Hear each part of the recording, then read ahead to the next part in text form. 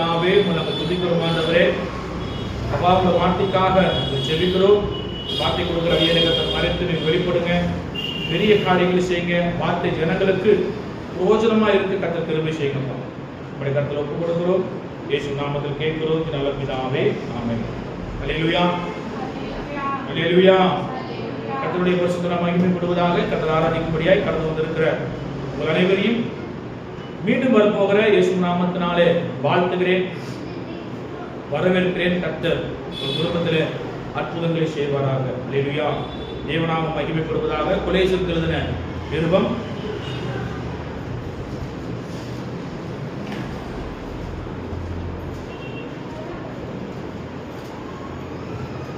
கொலேசியர் 3ஆம் அதிகாரம் அதனுடைய 24வது வசனம். கொலேசியருக்கு எழுதின நிருபம் 3ஆம் அதிகாரம் அதனுடைய 24வது வசனம்.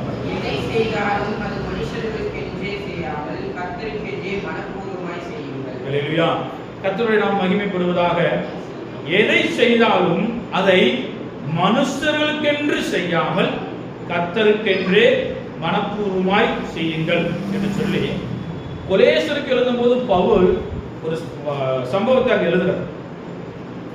கொலேசியருக்கு எழுதும்போது சொல்றாரு, நீங்கள் எதை செய்தாலும், கொலேசிய சபைக்கு கொலேசிய மக்களுக்கு எழுதும்போது, நீங்கள் எதை செய்தாலும் அதை மனுஷருக்கென்று செய்யாமல், மனுஷன் பார்க்கிறான், மனுஷனுக்காக நான் இதை செய்யறேன், மனுஷனுக்காக நான் இது வாழ்றேன், மனுஷனுக்காக இதை நான் பார்க்கிறேன், என் உறவினர்களுக்காக இதை நான் செய்யறேன், என்னுடைய குடும்பத்திற்காக இதை செய்யறேன் என்று சொல்லி சொல்லாமல் என்னவா, கர்த்தருக்கென்று மனப்பூர்வமாய் செய்யுங்கள் என்று சொல்லி பவுல் கொலேசியருக்கு எழுதும் போது ஒரு வார்த்தை சொல்றோம். இந்த நாளில தேவன் நம்மோடு பேசுகிற காரியம் என்ன என்று சொன்னால், மனப்பூர்வமாக செய்ய வேண்டும்.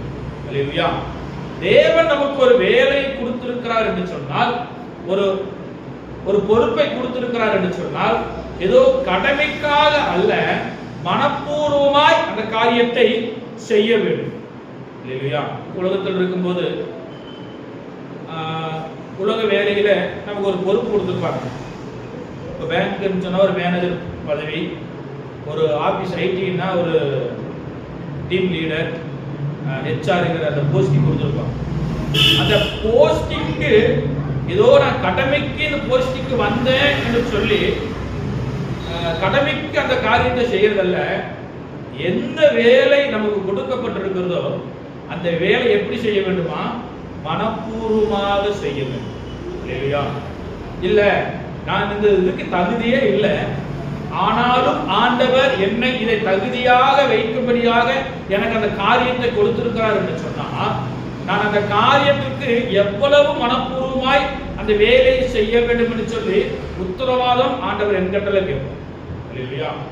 இப்ப சபையில வந்து கூட்டி பாய் போட வேண்டும் என்று சொல்லி, சேர் போட வேண்டும் என்று சொல்லி ஒரு பொறுப்பு இருக்கும்னா அந்த பொறுப்பு கடமைக்காக அல்ல, மனப்பூர்வமாய் செய்யும். இல்லையா? கீபோர்டு வாசிக்கிறது இருந்தாலும் சரி, பைபிள் வாசிக்கிறதா இருந்தாலும் சரி, சங்கீதம் வாசிக்கிறதா இருந்தாலும் சரி, எப்படி செய்ய வேண்டுமா, மனப்பூர்வமாக செய்ய வேண்டும். இல்லையா?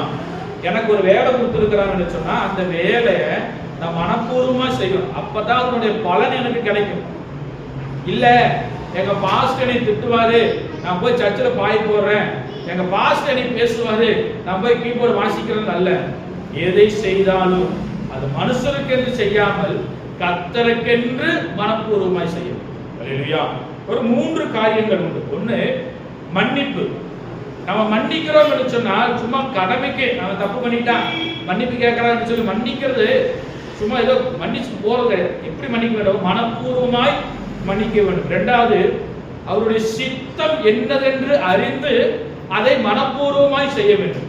3வது காரியம், கொடுக்கிற காரியத்துல மனப்பூர்வம் இருக்க வேண்டும். இல்லையா? இந்த காரியத்தை நம்ம குறித்து பேசுறது கிடையாது. ஸோ அந்த ஆவியானவர் ஏற்படும்படியா அந்த காரியங்களை நான் சொல்றேன். கர்த்தர் நல்லவர். தேவன் நமக்கு கொடுத்திருக்கிற பொறுப்பு நல்லா கவனிச்சு கேட்டுங்க. எந்த வேலை செய்ய வேண்டும் என்று சொல்லி ஆண்டவர் உங்க கையில பொறுப்பு கொடுத்திருக்கிறாரோ அந்த பொறுப்பு மனப்பூர்வமாய் செய்யுங்கள். அது பிரதிபலனை அடைவதற்கு அது எதுவாய். அல்லேலூயா, அல்லேலூயா. முதலாவது மன்னிப்பு. நாம மன்னிப்பு ஒருத்தனை மட்டும் தப்பு பண்றான், நம்ம நம்ம நம்ம குறிச்சு அநேக தவறான காரியங்களை சொல்லிட்டே இருக்கிறான். நம்மளும் பொறுத்து பொறுத்து பார்த்துட்டு கடைசியில என்ன பண்ணுவோம்னா அவன் மேல கோபப்படுவோம். ஆனா ஆண்டவர் சொல்றாரு, மத்தேயு எழுதின சுவிசேஷ புத்தகம் 18ஆம் அதிகாரம், மத்தேயு எழுதின சுவிசேஷ புத்தகம் 18ஆம் அதிகாரம் அதனுடைய 35வது வசனம்.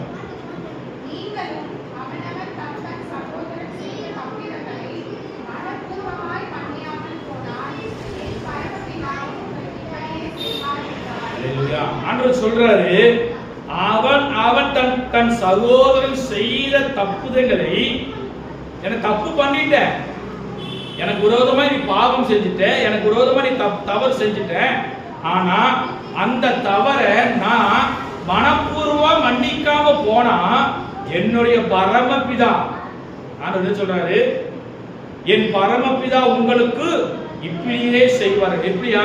நீ மன்னிக்கலன்னா ஆண்டவர் மன்னிக்கணும். அல்லேலூயா. என் பாவங்கள் மன்னிக்கும்படியாக இயேசு ரத்தம் சிந்தி என்னை மீட்டெடுத்திருக்கிறார் என்று சொன்னால், எனக்கு விரோதமாய் ஒருவன் பாவம் செய்தான் என்று சொன்னால், எனக்கு விரோதமாய் ஒருவன் தவறு செய்தான் என்று சொன்னால், அவனுடைய பாவத்தை மன்னிக்காமல், அவன் மேல் இருக்கிற கோபங்கள் போகாமல் நான் அப்படியே தான் இருப்பேன் என்று சொன்னால், இயேசு சொல்றாரு, என் பரமபிதாவும் உங்களுக்கு இப்படியே செய்யும். அல்லேலூயா. பேதுரு இந்த மத்தேயு 18ல சீசர்களிடத்தில் பரலோக ராஜ்யத்தை குறித்து ஆண்டவர் சொல்றார். சீசர்கள் பரலோக ராஜ்யத்தை குறித்து கேட்டுக்கொண்டு இருக்கும்போது பரலோக ராஜ்யத்தின் காரியங்களை சொல்லிக் கொண்டு வந்தார் இயேசு கிறிஸ்து. அப்பொழுது பேதுரு கேட்கிறான் இயேசுவை, ஆண்டவர் பார்த்து 18ஆம் அதிகாரம் அதனுடைய 21வது வசனம்.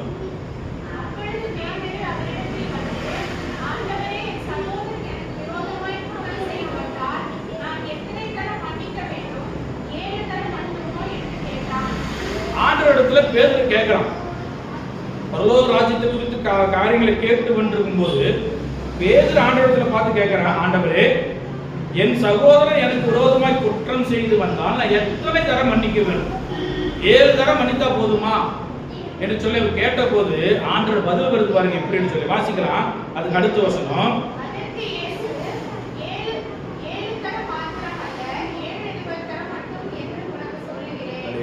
7 தரம் மாத்திரம் இல்ல, அவன் எப்பப்ப வந்து மன்னிப்பு கேட்கிறானோ அப்பப்ப நீ மன்னிப்பு மனப்பூர்வமாய் கொடுக்கிறது. அல்லேலூயா. ஒருத்த மன்னிப்பு வந்து கேட்கறான் அப்படின்னு சொன்னா நம்முடைய மன்னிப்பு எப்படி இருக்க வேண்டுமா?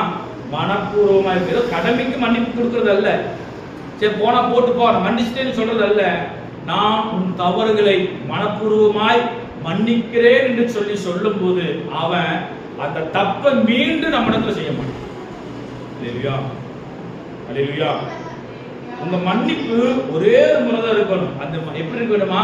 மனப்பூர்வமா இருக்க வேண்டும். நீ மனப்பூர்வமா, நம்ம அந்த இது மட்டும் தான் செய்ய மாட்டோம். நம்ம இடத்துல யாராவது வந்து ஏதாவது ஒன்று செய்வான், நமக்கு அப்படியே உச்சிக்கு ஏறும்.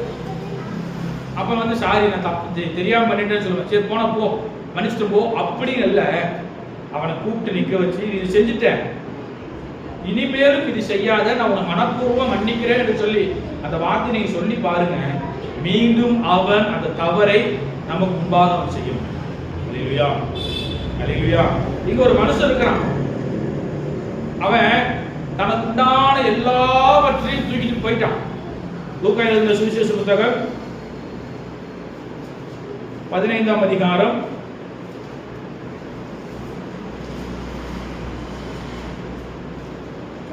அதனுடைய 11வது வசனம்.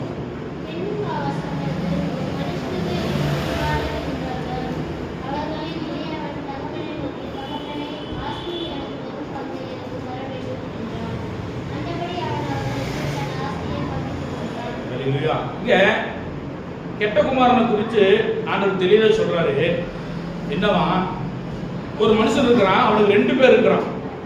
அதுல இளையவன் என்ன பண்றான், தகப்பனிடத்துல வந்து அவனுடைய ஆஸ்தியில வந்து அவனுக்கு உண்டான பங்கு எல்லாம் எனக்கு கொடுங்க, என்னோட பங்கை கொடுங்க, சொத்து பிரிக்கிறான். தகப்பனும் ஒரு வார்த்தையும் பேசுற, சொத்தை பிரிச்சு கொடுத்தாச்சு. கொடுத்ததுக்கு அப்புறம் அவன் என்ன பண்றான், சில நாளைக்கு பின்பு இளைய மகன் எல்லாவற்றையும் சேர்த்து கொண்டு தூர தேசத்துக்கு புறப்பட்டு போவான். இல்லையா? எனக்கு இருக்கிற ஆஸ்தி, எனக்கு இருக்கிற பணம், எனக்கு இருக்கிற பொருள், என்னுடைய ஆடு மாடு எல்லாவற்றையும் கூட்டிக் கொண்டு நான் இருக்கிற என்னுடைய தேசத்தை விட்டு நான் தூர தேசத்துக்கு போய் அந்த தூர தேசத்துல போய் எப்படி இருந்தா துன்மார்க்கமாய் ஜீவனம் பண்ணான். இல்லையா? அங்கே துன்மார்க்கமாய் ஜீவனம் பண்ணி தன் ஆஸ்தியை அழித்து போனான். சொத்தை பிரிச்சுட்டு போயிட்டான். இளையகுமார் என்ன பண்றான்? சொத்தை பிரிச்சுட்டு போறான். போய் அவன் என்ன பண்றான்? அங்க துன்மார்க்கமாய் வாழ்ந்து கொண்டு வந்த எல்லா சொத்து அழிஞ்சு போச்சு. அழிஞ்சு போனதுக்கு அப்புறம் அவனுக்கு சாப்பிடுறதுக்கு ஒண்ணும் இல்லை. இல்லையா? என்னதான் சொத்து பத்து இருந்தாலும் அது நம்ம ஒன்றும் இல்லாம ஆயிட்டு கடைசி ஒருவேளை சாப்பாட்டுக்கு மிகவும் கஷ்டப்பட வேண்டியது. இங்க அந்த தேசத்து குடிகளில் அவங்க எல்லாவற்றையும் அவன் செலவழித்த பின்பு அந்த தேசத்திலே கொடிய பஞ்சம் உண்டாயிடுச்சு. இல்லையா? பஞ்சம் வருது. கொண்டு வந்த எல்லா பணமும் செலவாயினதுக்கு அப்புறம் அங்க பஞ்சம் வருது. அப்பொழுது அவன் குறைவுபட தொடங்கினான். சொத்தை வந்து அது மல்டிப்ளை பண்ணல, அவன் ஆஸ்தியை கொண்டு வந்து அது வந்து வியாபாரம் பண்ணல, அவன் அழித்து போட்டான். அழித்து போட்டதுக்கு அப்புறம் நடந்த சம்பவம் என்னவா? சாப்பிடுறதுக்கு வழி இல்லை. பன்றிகள் சாப்பிடுகிற தவுட்டினாலே தன்னுடைய பசியை ஆற அவன் நினைத்த போது அந்த பன்றியோட தவுட்டு கூட சாப்பிடுறதுக்கு அவனுக்கு அது கொடுத்து வைக்கணும். அப்பொழுதுதான் அவனுக்கு ஒரு ஞாபகம் வருது. வாசிக்கலாம் 16வது வசனம்.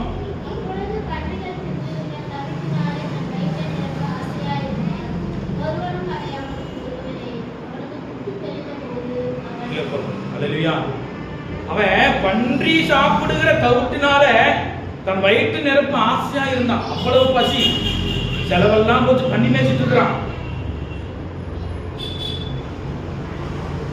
அவன் என்ன பண்றான்? பன்றிகளை மேய்த்து கொண்டிருக்கிறான். ஆனா அவன் சொல்றான், அந்த பன்றிகள் சாப்பிடுகிற தவிட்ட சாப்பிட ஆசையா இருக்கிறான். ஆனா அவனுக்கு அது கொடுக்கறதுக்கு ஒருவரும் இல்லை. பன்றிக்கு கொடுக்கிற அந்த மரியாதை கூட மனுஷனுக்கு இல்லை. ஏன்னா அவன் செய்த தவறு. அவன் என்ன கடந்து நடந்தது அவனுக்கு புத்தி தெரிந்த போது அவன் சொல்றான், என் தகப்பனுடைய கூலிக்கார் எத்தனையோ பேருக்கு பூர்த்தியான சாப்பாடு இருக்கிறது, நானோ பசியினாலே சாகிறேன். இல்லையா? வாரான், தன் தகப்பனிடத்துல கடந்து வரான். நடந்த சம்பவம் 20வது வசனத்தை வாசிக்கலாம்.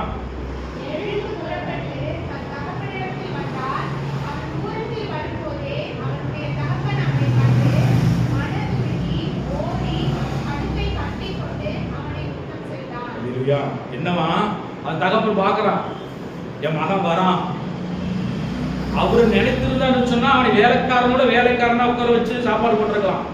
ஆனா அவன் செய்த காரியம், அவன் செய்த தப்புக்களை தவிர மனப்பூர்வமாய் மன்னித்து நிமித்தமாக அவன் தகப்பன் அவனை கண்டு மனதுருகி ஓடி போய் கழுத்தை கட்டிக்கொண்டு அவனை முத்தம் செய்தான். அவன் சொல்றான், குமாரன் தகப்பனை நோக்கி, தகப்பனே, பரத்துக்கு விரோதமாகவும் உமக்கு முன்பாகவும் பாவம் செய்து இனிமேல் உம்முடைய குமாரன் என்று சொல்லப்படுவதற்கு நான் பாத்திரம் நல்ல என்று சொன்னான். அவன் முத்தம் கொடுத்ததுக்கு அப்புறம் அவனுடைய இருதயம் கலங்கி சொல்றான், உமக்கு விரோதமாகவும் பரத்துக்கு விரோதமாக பாவம் செய்து உம்முடைய குமாரன் என்று சொல்லுவதற்கு நான் தகுதி அல்ல என்று சொன்னான். அவன் தகப்பன் சொல்றான், அவன் பாதரட்சியை கழட்டி பாதரட்சியை போடுங்க, புது துணி கொடுங்கன்னு சொல்லி அவனுடைய தப்பை அவன் தகப்பனார் மனப்பூர்வமாய் மன்னித்து நிமித்தமாக அவனை அவனுடைய மகனாக மீண்டும் ஏற்றுக்கொண்டு அந்த கௌரவத்தை மீண்டும் அவனுக்கு கொடுத்தான். மன்னிப்பு சும்மா கடமைக்கல்ல, நம்ம இருதயத்தின் ஆழத்திலிருந்து மன்னிப்பு நம்ம கொடுக்கும் போது அது மற்றவர்களுக்கு அது ஒரு புத்துகிறதா. நமக்கு விரோதமா எவ்வளவுதான் போய் பேசினாலும் சரி, பாவம் செஞ்சாலும் சரி, நம்ம அவங்க என்ன செய்யணுமா? மனப்பூர்வம் மன்னிக்கும் போதுதான் ஆண்டவர் பிதாவாகி என் பிதாவும் நமக்கு அப்படியே செய்யும். நம்ம தப்பு மன்னிக்கல அப்படின்னு சொன்னா ஆண்டவர் மன்னிக்க மாட்டார். எத்தனை முறை தேவசமூகத்தில் முழங்கால் படிட்டு முட்டி போட்டு நீ கேட்டாலும் மன்னிக்க மாட்டார். ஆண்டவர் சொல்றாரு, உன் கண்ணில் இருக்கும் துரும்பை எடுத்து போட்டு விட்டு பின்பு வந்து நீ காணிக்க சொல்லுங்க. அங்க நடந்த காரியம், அவன் மகனுக்காக கொடுத்து கன்றை அடித்து அங்க சாப்பிடுறான். இன்னொரு மகன் வரான், ரெண்டாவது மூத்த குமாரன் வரான். மூத்த குமாரன் வந்து கேட்கறான், நடக்கிறது என்ன அப்படின்னு சொல்லி கேட்டு அவன் சொல்றான், உன் சகோதரன் மரித்தான், அவன் மீண்டும் திரும்ப வந்திருக்கிறான் என்று சொல்லி அவனிடத்தில் அவன் பேசுகிறான் சொல்லுவான். அல்லேலூயா. நாம் செய்ய வேண்டிய காரியம் நம்முடைய தவறுகள் மனப்பூர்வமாய் மற்றவர்களை மன்னிக்கிற அந்த மன்னிப்பு தான் ஆண்டவர் கேட்கிறார். அல்லேலூயா. மனுஷன் பார்க்கிறான்னு சொல்லி மன்னிக்கிறது அல்ல, கர்த்தர் அதை பார்க்கிறாருங்கிற எண்ணத்தோடு நாம் மன்னிப்பு மனப்பூர்வமாக இருக்கும். இரண்டாவது, தேவனுடைய சித்தம். எபேசியருக்கு எழுதின நிருபம் 6ஆம் அதிகாரம் 6வது வசனம். எபேசியர் 6:6.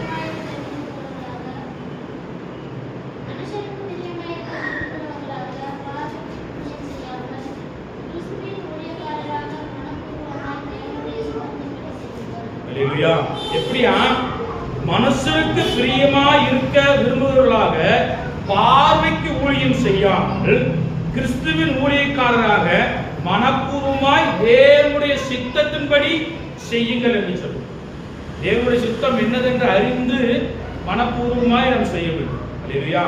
ஆண்டவர் என்னை அழைத்திருக்கிறார் என்று சொன்னால், ஆண்டவர் என்னை ஊழியத்துக்கு அழைத்திருக்கிறார் என்று சொன்னால், என்னுடைய ஊழிய அழைப்பு என்ன என்று அறிந்து அதில் நான் மனப்பூர்வமாய் தேவ சித்தம் அறிந்து நான் செயல்பட வேண்டும். இல்லையா?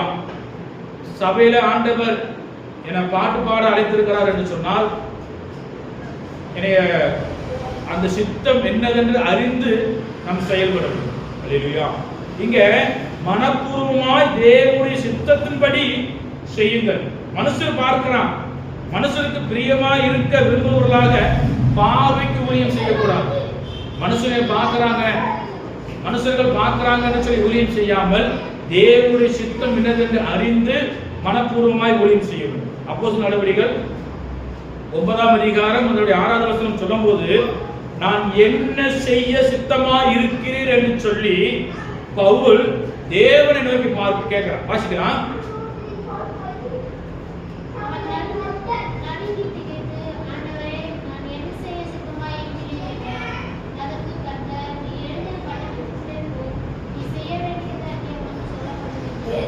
இங்க சவுல் என்ற பவுலை குறித்து பார்க்கும்போது கிறிஸ்துவர்களை துன்பப்படுத்தும்படியாக, கிறிஸ்துவர்களை அழிக்கும்படியாக கடிதம் வாங்கி கொண்டு போகும்போது ஆண்டவர் பவுலை தொடுகிறார். பவுலை தொட்டபோது ஆண்டவர் கேட்கிறாரு, என்னை ஏன் துன்பப்படுத்துகிறாய் என்று சொல்லி. ஆண்டவரே, நீ யார் என்று கேட்டபோது, நீ துன்பப்படுத்துகிற இயேசு நானே என்று சொன்னபோது அவன் நடுங்கி திகைத்து, ஆண்டவரே, நான் என்ன செய்ய சித்தமா இருக்கிறீர் என்று சொல்லுங்க. பவுலுடைய சித்தம் என்னன்னு சொல்லி ஆண்டவரிடத்தில் கேட்கிறான். ஆண்டவர் சொல்றாரு, நீ எழுந்து பட்டணத்துக்கு போ, அங்கே உனக்கு எல்லாம் தெளிவாக சொல்லப்படும் என்று சொல்லி. அங்க பட்டணத்துக்குள்ள வந்தபோது அனனியா இடத்துல ஆண்டவர் சொல்றாரு, இப்படி போ, கைத்தாங்க கொடுக்கிற ஒருத்தர் இருக்கிறான், சவுலை தேடி அவனுக்கு சுவிசேஷ அறிவி அப்படின்னு சொல்லும்போது அவன் சொல்றான், அவன் புறஜாதியின் இஸ்ரவேல் புத்திரருக்கு அவன் வந்து கொலை செய்யும்படியாக தேடினும் தானே, நான் எப்படி போவேன்னு சொல்லும்போது ஆண்டவர் சொல்ற வார்த்தை என்னன்னு சொன்னால் 16வது வசனம் வாசிக்கலாம்.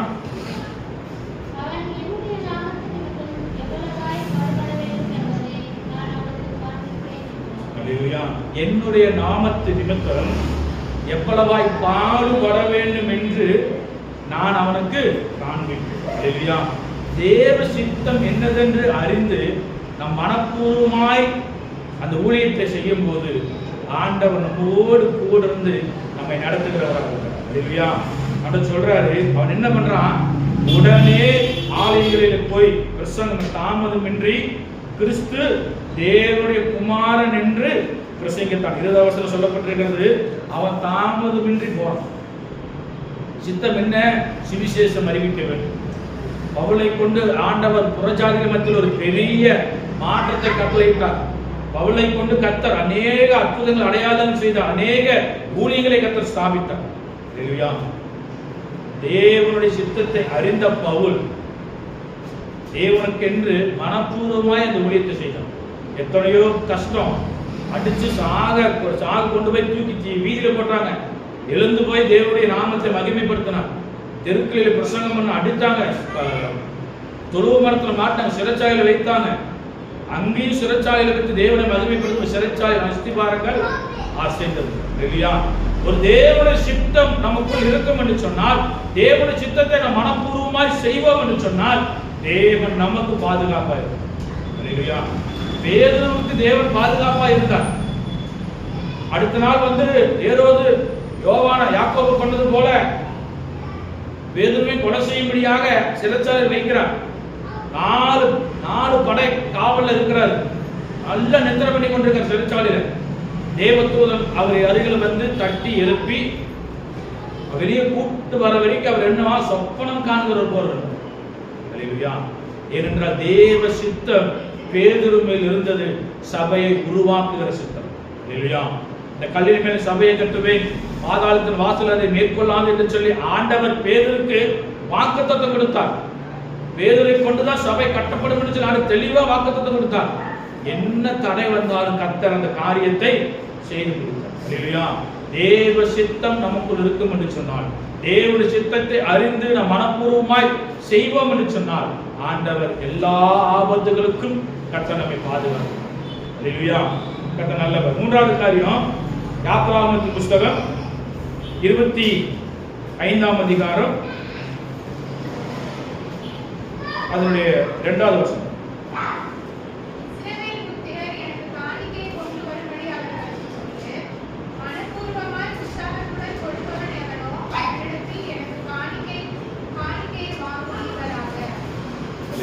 மூன்றாவது காரியம், கொடுக்கிற காரியத்திலே மனப்பூர்வமா இருக்க வேண்டும். இங்க ஆண்டவர் சொல்றாரு மோசே இடத்துல, நீ இஸ்ரவேல் புத்திரரிடத்துல போய் காணிக்கையை கொண்டு வரும்படி சொல்லு.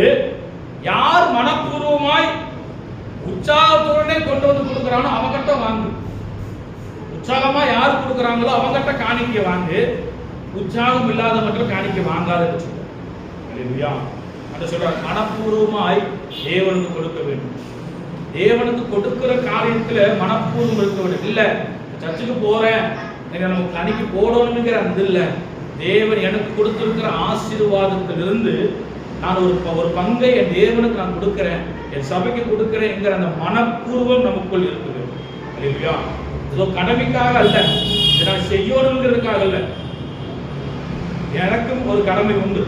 என்ன சொன்னா, நான் ஸ்தாபனத்தில் இருக்கிறேன், எனக்கு வருகிற தசம பாகத்துல காணிக்கையில 10% எவ்வளவு சபையில வருதோ அதுல இருந்து 10% நான் தேவ ஸ்தாபனத்துக்கு கொடுக்கணும். அது நான் உற்சாகமாய் கொடுக்க வேண்டும். இது ஒரு கடமைக்காக அல்ல, அதை நான் கொடுக்க வேண்டிய கடமை.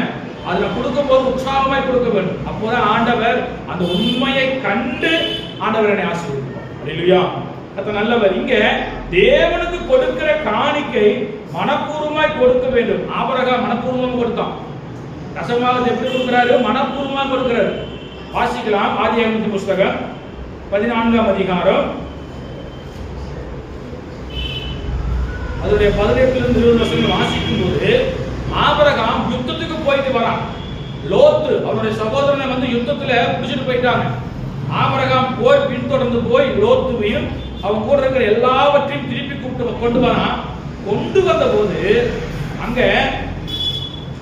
அவங்க கொள்ளை அங்கிருந்து கொண்டு அந்த தேசத்திலிருந்து கொண்டு வந்த பொருட்கள் எல்லாத்துலயுமே ஆபிரகாம் என்ன பண்றாராம்? தசமபாகம் கொடுக்கிறான். யாருக்கு?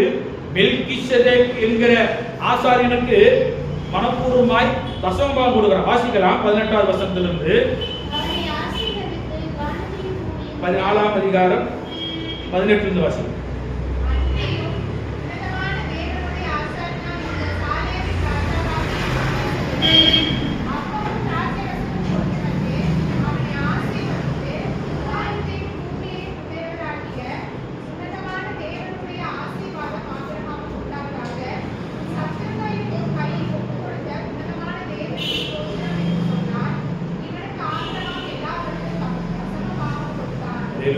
இங்க யுத்தத்துக்கு போயிட்டு வந்த ஆபிரகாமுக்கு அவன் என்ன யார் பாருங்க, உன்னதமான தேவனுடைய ஆசாரனா இருந்த சாலேமின் ராஜாவாகிய மெல்கிசேதேக்கு அப்பமும் திராட்சரசமும் கொண்டு வந்து அவனை ஆசீர்வதித்து, யார் ஆசீர்வதிக்கிறாரு?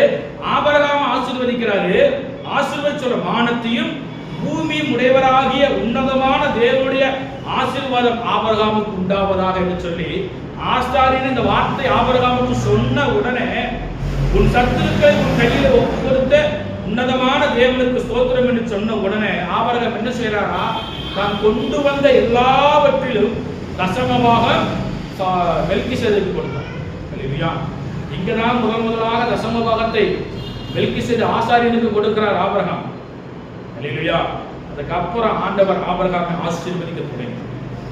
ஆண்டவர் 12வது வசனத்தில் கூப்பிடுறார், எனக்கு ஜனத்தையும் தேசத்தையும் விட்டு நான் காண்பிக்கும் தேசத்துக்கு புறப்பட்டு போ என்று சொன்ன உடனே கீழ்ப்படிந்து வந்த ஆபிரகாமுக்கு இங்க ஒரு யுத்தத்துக்கு போயிட்டு வர ஆண்டவர் ஜெயத்தை கொடுக்கிறார். ஜெயத்தை கொடுத்ததுக்கு அப்புறம் ஆசாரா இருக்கிற மெல்கிசேதேக்கு வராரு. அவருக்கு எல்லாவற்றிலும் தசமபாகம் கொடுக்கிறார். அல்லேலூயா. கொடுத்தது மாத்திரமல்ல, அவனை ஆசாரியர் ஆபிரகாமை ஆசீர்வதித்தார். அதுக்கப்புறம் ஆபிரகாம் அவருடைய வாழ்க்கையில ஆண்டவர் ஒரு குறைவும் இல்லாம ஆண்டவர் அற்புதமாய் ஆசீர்வாதம் நடக்கும். அல்லேலூயா. கொடுக்கிற காரியத்துல நாம் மனப்பூர்வமா இருக்க வேண்டும். யாத்ராகமத்தின் புஸ்தகம் 35ஆம் அதிகாரம் அதனுடைய 29வது வசனம்.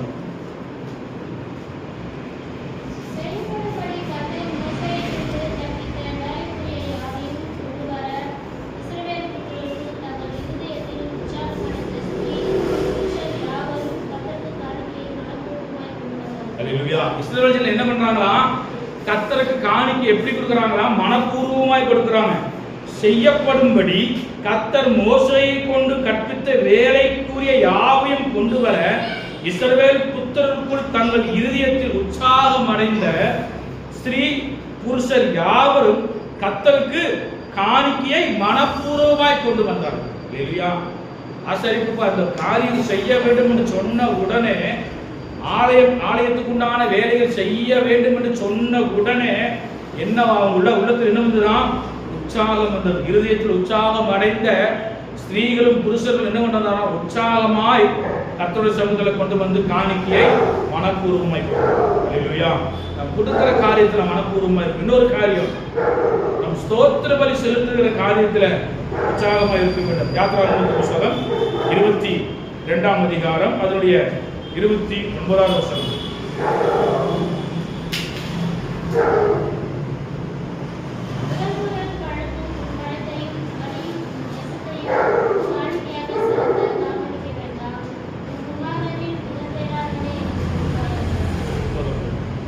நம் ஸ்தோத்திர எப்படி செலுத்த வேண்டுமா, உற்சாகத்தோட செலுத்த வேண்டும் என்று சொல்லி சொல்லப்பட்டது. அல்லேலூயா.